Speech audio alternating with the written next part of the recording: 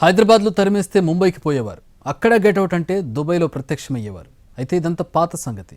ఇప్పుడు direct flight Hyderabad to Dubai shuttle. ఇక్కడ పైసలు, అక్కడ ఆస్తులు, ఇక్కడ లాబియింగ్, అక్కడ బిజినెస్, ఇక్కడ తానా, అక్కడ తందానా. కేదార్ మృతి తర్వాత దుబాయ్ మజిలీ కథలన్నీ ఒక్కొక్కటిగా బయటకు వస్తున్నాయి. క్రైమ్ ఖండాంతరాలు దాడుతోంది, బిజినెస్ దేశాలు మారుతోంది. హైదరాబాద్ సిటీ శివార్లో జరిగే దందాకు ఒకప్పుడు ముంబైలో సెటిల్మెంట్స్ జరిగేవట. ఇప్పుడు హైదరాబాద్ బాగా డెవలప్ అయింది. ఏదైనా ఉంటే దుబాయ్లో తేల్చేసుకుంటున్నారు.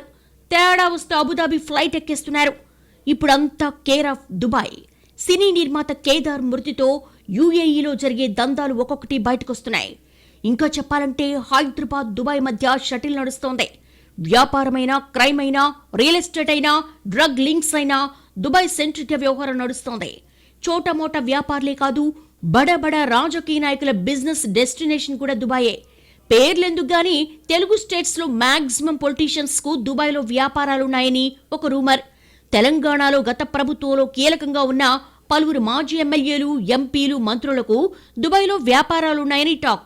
వారిలో మాజీ ఎమ్మెల్యే షకీల్ పేరు ఫస్ట్ వినిపిస్తుంది. తర్వాత పైలట్ రోహిత్ రెడ్డి అంటారు. ఇలా చెప్పుకుంటూ పోతే ఓ 10 మంది మాజీ ఎమ్మెల్యేలుంటారు. వీళ్ళందరికీ ఓ మీడియేటర్ ఉంటాడు. మొన్న చనిపోయిన కేదారే వారికి మిడిల్ మ్యాన్. ఆయన ఒకప్పుడు సిటీ శివార్లో ఉండేవారు. ఇప్పుడు జూబ్లీ హిల్స్ కు మారిపోయాడు. అక్కడి నుంచి లైఫ్ దుబాయ్ షిఫ్ట్ అయింది. ప్రముఖ హీరోలు, నిర్మాతలు, రాజకీయ నాయకులతో కలిసి వ్యాపారాలు చేసే పెద్ద మనిషిగా ఎదిగిపోయాడు. గత ప్రభుత్వంలో కీలకంగా ఉన్న ఒక రాజకీయ నాయకుడి సన్నిహితుడితో పెద్ద వ్యాపారమే చేశాడు. దీనికి తోడు ప్రముఖ హీరోతో కలిసి ఏకంగా ఓ పబ్బును నడిపాడు. రియల్ ఎస్టేట్ వ్యాపారాలు ఇబ్బడి ముబ్బడిగా చేసేవాడు. దుబాయ్లో ఎవరైనా విల్లా కొనాలి అనుకుంటే సంప్రదించాల్సింది కేదార్నే. బుర్జ్ ఖలీఫాలో ఫ్లాట్ అయినా, ఖర్జూర చెట్ల ఫామ్ హౌస్ అయినా కేదార్ లేందే పని జరగదు అన్నంతగా ఎదిగాడు. హీరోలతో కలిసి సినిమాలు నిర్మించాడు.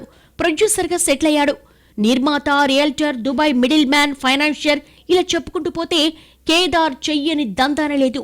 అలాంటి మనిషి దుబాయ్లో అనుమానాస్పద స్థితిలో మరణించడం ఇప్పుడు సంచలనమైంది. ఇది కాస్త పొలిటికల్ టర్న్ తీసుకుంది.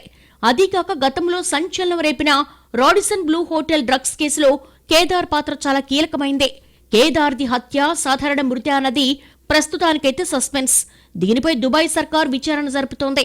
ఇలాంటి కేసుల్లో సాధారణంగా దుబాయ్ పోలీసులు సమాచారాన్ని బయటకు రానియరు. కేసు తేలేదాకా వివరాలు బహిర్గతం చేయరు. కానీ 4 రోజులైనా ఇండియన్ ఎంబసీకి కూడా ఎలాంటి సమాచారం రాలేదు. దుబాయ్లో ఎవరైనా సహజంగా మరణిస్తే పోలీసులు 24 గంటల్లోపు క్లియరెన్స్ ఇస్తారు. రిపోర్టు రాగానే మృతదేహాన్ని ప్యాక్ చేసి పంపిస్తారు. కానీ కేదార్ విషయంలో మాత్రం 3 రోజులుగా సస్పెన్స్ కొనసాగుతోంది. స్నేహితులు, కుటుంబ సభ్యులు గుండెపోటుతో చనిపోయాడని చెప్తున్నారు. అప్పటి వరకు కేదార్ ఇంట్లో ఓ మాజీ ఎమ్మెల్యే కూడా ఉన్నాడని టాక్. ఆయన పోలీసులకు స్టేట్మెంట్ ఇచ్చి ఇండియాకు వెళ్లిపోయినట్లుగా చెప్తున్నారు. ఆ మాజీ ఎమ్మెల్యే కేదార్ ఇంట్లో ఎందుకున్నాడన్నది తేలాల్సిన మరో విషయం. ఈ మిస్టరీని దుబాయ్ పోలీసులు ఛేదించే వరకు సస్పెన్స్ కంటిన్యూ అవుతూనే ఉంటుంది.